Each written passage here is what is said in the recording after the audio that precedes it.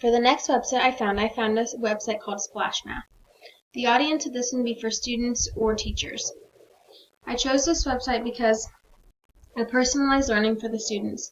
There's also many different activities that the students can choose from and different topics. The website breaks apart different math topics that are taught in kindergarten throughout the whole school year. It also allows parents and teachers to view student progress. So this is a website that teachers can go on and add their class roster to, and then they can use it as a center time and specifically choose what they get to do, like if they're working on addition, subtraction, and they can monitor how they're doing on there. So the standards I chose were ISTE S5C, and that students break problems into component parts, extract key information, and develop descriptive models to understand complex systems or facilitate problem solving. This is a really big one in math, and since there are so many topics covered on this website, they really do have to break apart the problems. I also chose ISTE S3D, and that students build knowledge by actively exploring real-world issues and problems, developing ideas and theories, and pursuing answers and solutions. So it gives them real-world problems like addition problems, and the students have to use their digital tools to come up with an answer.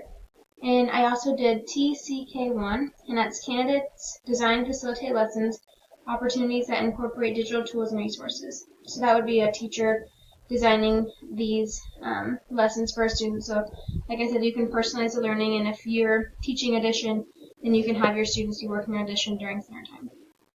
So now I'm going to click on the website.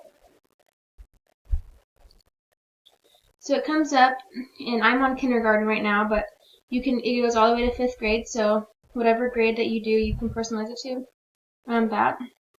So kindergarten, and it breaks up the curriculum. So the first section is numbers to 5, then there's addition, geometry, numbers to 10, compare numbers, subtraction, numbers beyond 10, and measurements.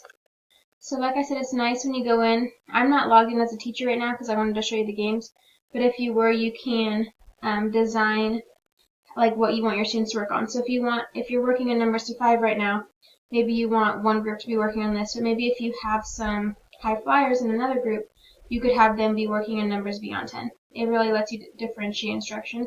So if I click on one of the games,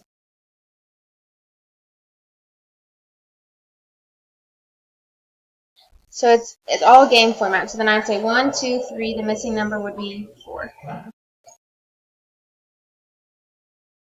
So then that one would be 5. So the students will like it because they can collect coins. So if addition, here's an example of one of the addition games they'd play.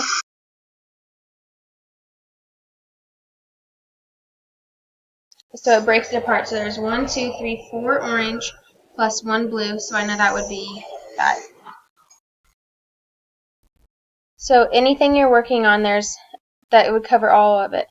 And so it's nice too because they can take this home and they can get on it. They can get on it at home too, all for free. And there's even an app that they can use. So if their parents maybe have a smartphone and they want them to use an app, they can do that as well.